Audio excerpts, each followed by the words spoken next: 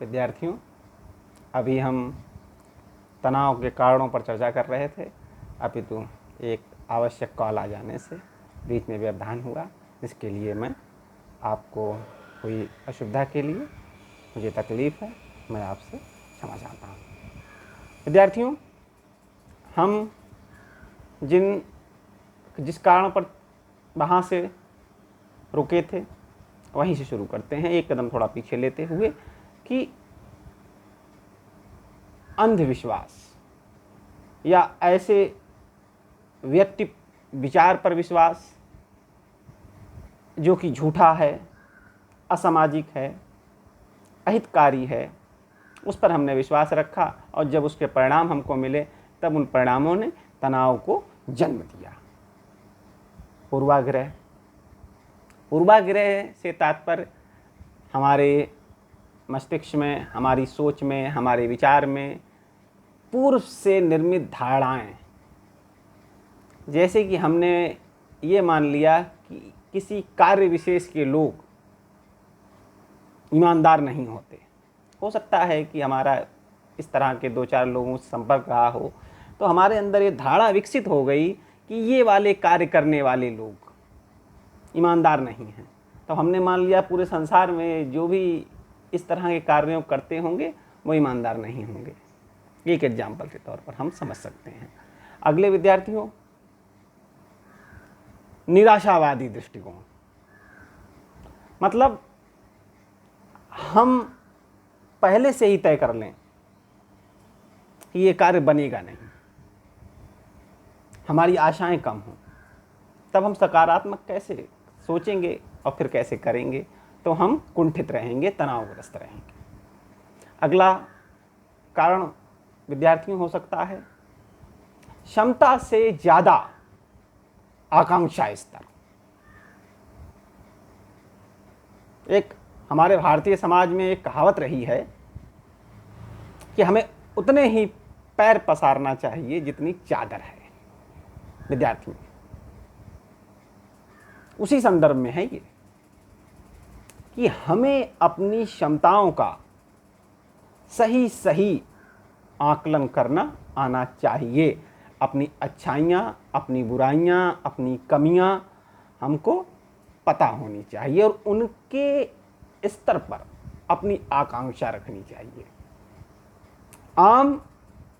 आम है, लेकिन नींबू का भी अपना मतलब है। आम का जितना महत्व है, नींबू का भी उतना ही महत्व है, घास का भी उतना ही महत्व है। जो पालक है, जो पालक की प्रासंगिकता है, मेथी की भी उतनी ही प्रासंगिकता है। इस तरह से प्रकृति में जो भी व्यक्ति है उसकी अपना अपना महत्व होगा। उसे अपने आप को कहीं से भी हीन या कमज़ोर नहीं समझना चाहिए। विद्यार्थी, आगे कारण अकेलापन। अभी हमने फिल्म उद्योग से जुड़े एक बड़ी हस्ती के बारे में देखा कि किस तरह से व्यक्ति अकेलेपन का शिकार हुआ और अपने मनोभावों को दूसरे से व्यक्त न कर सका और उन्होंने आत्महत्या जैसा घोर कदम उठाया।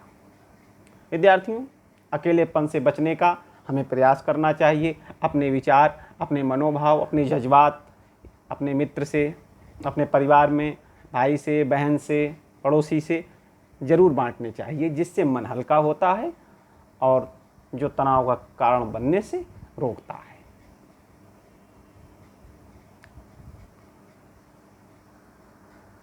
अगला कारण विद्यार्थियों, आलोचना की चिंता, कि हम किसी फील्ड में जा रहे हैं, कुछ नया करने को सोच रहे हैं, अपितु जो आलोचना का भय हमें सता रहा है कि लोग क्या कहेंगे,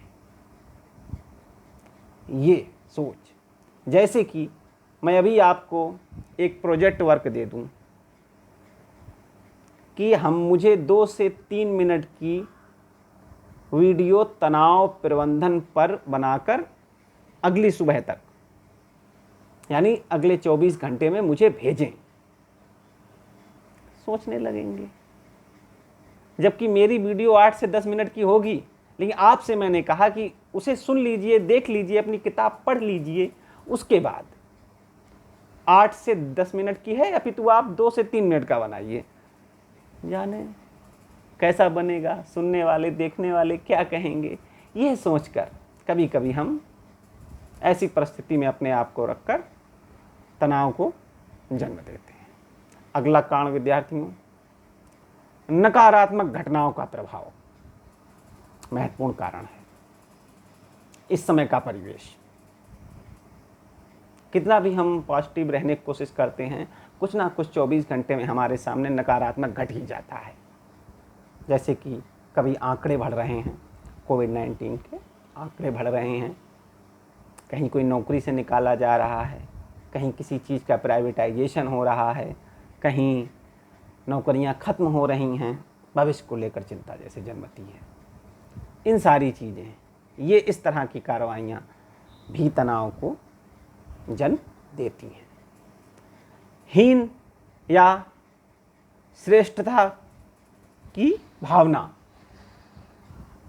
या तो अपने आप को बहुत कमज़ोर समझना या अपने आप को बहुत तेज तर्रार कुशल समझना, ज़रूरत से ज़्यादा दोनों ही चीज़ें हानिकारक हैं, तनाव को जन्म देती हैं।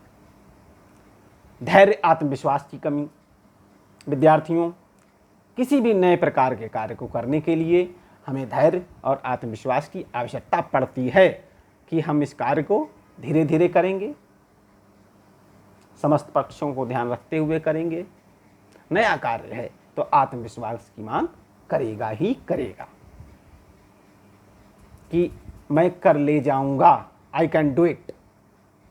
इस तरीके की भावना जब होती है तो तनाव कम होता है। अन्यथा नया कार्य, नई परिस्थिति जब भी हमारे सामने आती है तो असहजता स्वाभाविक है। अपितु उस पर काबू पाने के लिए हमें धैर्य, उचित मार्गदर्शन और आत्मविश्वास की आवश्यकता रहती है। सहनशीलता का अभाव, हमें सहने की शक्ति का भी विकास होना चाहिए। जब सहनशीलता नहीं होगी तो तनाव बढ़ेगा ही बढ़ेगा। कई परिस्थितियां जीवन में ऐसी बनती हैं, ऐसा कोई व्यक्ति संसार में नहीं जिसके सामने दुर्लभ परिस्थितियां, विपरीत परिस्थितियां, संकट ना आए हों। बस इट शैल बी पास, यह भी बीत जाएगा। इस तरह की धारणा तनाव को कम करने में बहुत सहायक है। समायोजन ना कर पाना, परिस्थितियों से समायोजन, तालमेल ना बिठा पाना।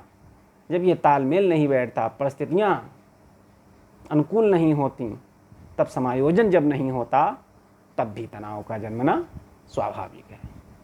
विद्यार्थियों, आज हमने इन 2 वीडियो के माध्यम से तनाव प्रबंधन जैसे नए प्रकरण को शुरू किया और तनाव के कारण पर चर्चा की। अगली क्लास में विद्यार्थियों हम तनाव के प्रकार और तनाव को रोकने के उपायों पर चर्चा करेंगे। तब तक के लिए धन्यवाद विद्यार्थियों, बहुत बहुत धन्यवाद, शुक्रिया।